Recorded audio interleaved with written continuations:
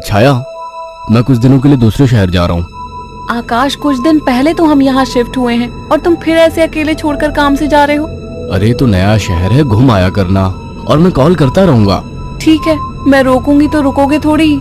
तुम फिर शुरू मत हो छाया, ये मेरा काम है। ठीक है, मैं अपना सामान लगा देती हूँ, बस अपना ख्याल रखना।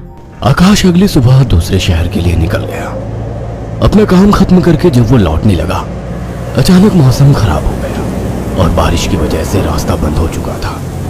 आकाश को मजबूरन फिर से एक दिन वहां रुकना पड़ा। अपनी बोरियत को दूर करने के लिए वो बाजार की ओर निकल आया। पास में ही छोटा बाजार लगा हुआ था। आकाश आधा बाजार घूम चुका था, तभी वहीं उसे एक काफी बुजुर्ग आदमी निराश बैठा दिखा। उसके पास दो छोटी छोटी मूर्ति और एक थोड़ी बड़ी मूर्ति थी, जिस पर काफी अच्छी कारीगरी की हुई थी। बाबा, आप क्यों परेशान हो? कुछ नहीं बाबूजी, बस सुबह से कुछ भी नहीं बिका। अरे बाबा, परेशान ना हो। ये मूर्ति कितने की है? एक काम कीजिए, ये 2000 रुपए है, ये मुझे दे दीजिए।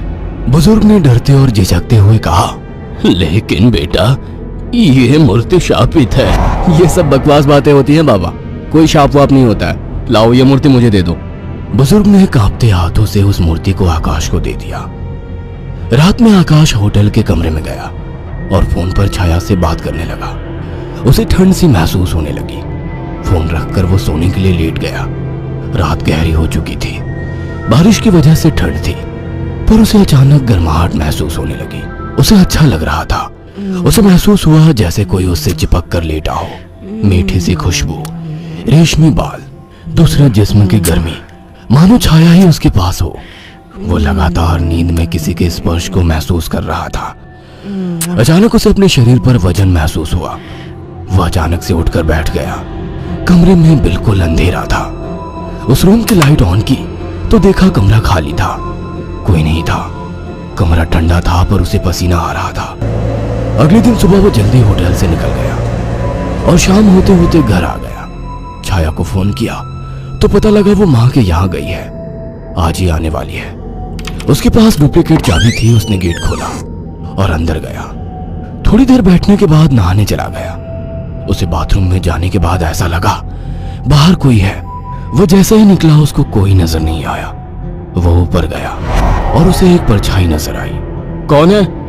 छाया, मजाक मत करो, मुझे ऐसा मजाक पसंद नहीं है। तभी दरवाजे की डोरबेल बजी। जाकर देखा तो छाया थी।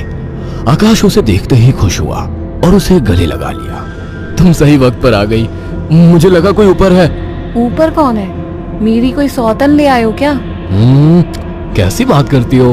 अच्छा छोड़ो, मैं कुछ खाने का बना लूं, फिर बात करते हैं। हाँ ये ठीक है, मुझे ही भूख लगी है। अच्छा ये देखो कितनी सुंदर मूर्ति है। खाने के बाद वो अपने दोनों कमरे में प्यार की बातें करते हुए अपने निजी पलों के आनंद में लीन होकर सो गए। मगर आधी रात को आकाश को वही खुशबू स्पर्श महसूस हुआ। उसे लगा छाया को आज ज्यादा ही प्यार आ रहा है और वो जो कर रही है करने दूं।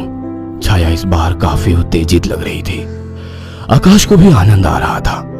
अंधेरे में छाया ने आकाश के सारे कपड़े उतार दिए और पागलों की तरह उसके जिस्म को चूमने लगी। आकाश भी पूरी तरह से उत्तेजित हो गया था।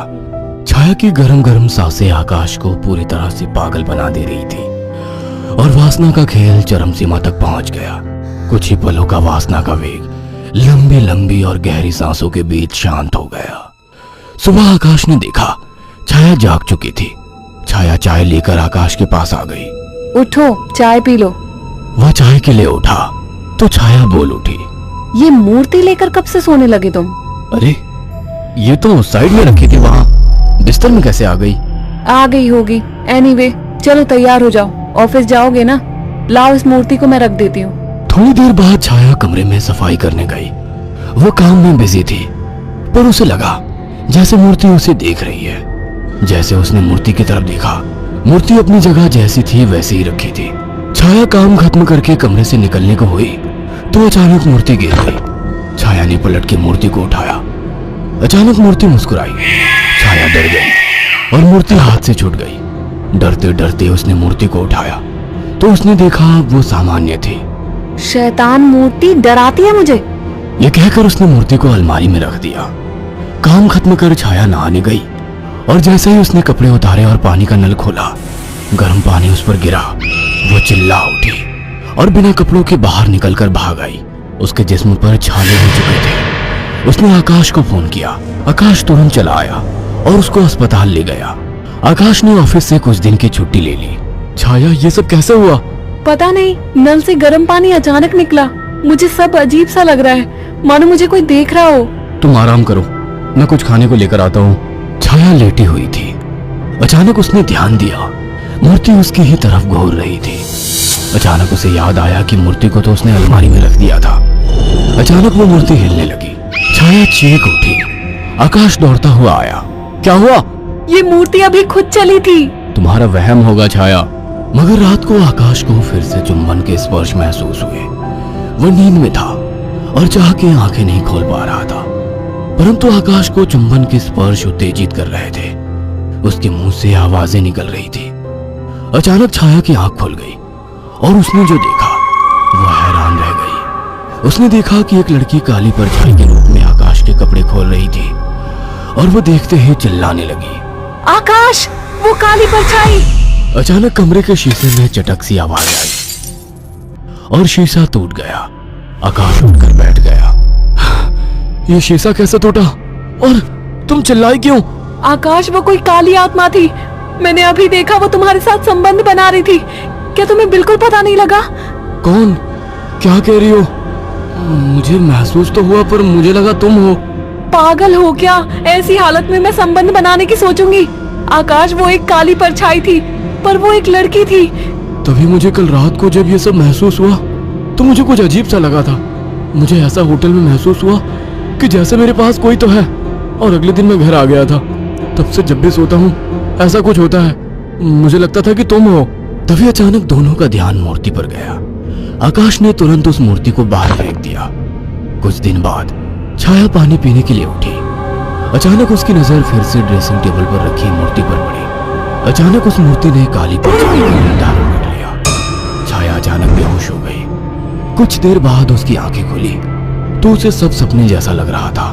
अचानक वो किचन में चली गई। तभी वहां आकाश आ गया। अरे, पहले ठीक तो हो जाती। मैं तो ठीक हूँ। अच्छा। हाँ, आज तो मुझे एक अलग ही सुबह लग रही है। ओके, अब चलो आराम करो। मैंने तुम्हारे लिए कुछ दिन की छुट्टी ली है। अगर ऐसा है तो मुझे खूब प्यार करो। आज आकाश को छाया कुछ बदली बदली सी लग रही थी। खाने के वक्त भी छाया काफी अजीब तरीके से खा रही थी, जैसे वो बरसों से भूखी हो। छाया, क्या हुआ? आराम से खाओ। रात ठीक से खाया नहीं था ना, तो मुझे जोरों की भूख लग रही है। वैसे आज मीट बना काफी अच्छा है। गांव में अम्मा ने सिखाया था। अम्मा ने? कौन सी अम्मा ने? तुम तो कभी गांव गई ही नहीं। वो सब छोड़ो, सुनो ना, मेरा मन रोमांस का हो रहा है। तुम्हें लगता है ये सही वक्त है? प्यार करने का कोई वक्त नहीं होता। अचानक छाया आकाश से जाकर लिपट गई। उसके जिस्म को चूमने लगी। आकाश ने देखा छाया ने आज साड़ी भी अलग तरीके से बांधी थी। दोनों के बीच संभोग क्रिया होने लगी। दोनों काफी उत्तेजित थे। अचानक आकाश को फिर से छाया में वही खुशबू और स्पर्श महसूस हुआ। छाया आकाश को छोड़ने का नाम तक नहीं ले रही थी। आकाश को महसूस हुआ ये छाया नहीं है। आकाश ने एक झटके से छाया को धक्का दे दिया। रुक क्यों गए? प्यार करो मुझे, रुक क्यों गए? आवाज में भारीपन था। आकाश की आंखें बंद थी, पर जैसे ही उसने आंखें खोली, जिसमें छाया का था लेकिन चेहरा किसी और का था। आकाश ने कांपती आवाज में कहा, मेरी बीवी कहाँ है? छाया के चेहरे के हाव भाव बदलने लगे। उसका चेहरा सफेद और आंखें काली थी। वो गुस्से में बोली, मुझे पसंद नहीं थी वो, मार डाला उसे। अचानक वो एक परछाई में बदल गई। उसने अपने लंबे और पहने दांत आकाश की गर्दन में काटे। आकाश एक दिल दहला देने वाली चीख के साथ शांत पड़ गया। कुछ दिनों बाद जब घर से बदबू आने लगी तो पड़ोसियों ने पुलिस को बुलाया तो देखा दोनों की लाश बहुत बुरी तरह से कटी पड़ी है और सड़ने शुरू हो चुकी थी। पुलिस को लाशों के पास से वो मूर्ति मिली थी। अगर आपको हमारी ये कहानी पसंद आई हो तो इसे लाइक और शेयर करना ना भूलें। साथ ही ऐसी और नई कहानियों के अपडेट्स पाने के लिए हमारे चैनल अक्षु टीवी को जरूर सब्सक्राइब करें।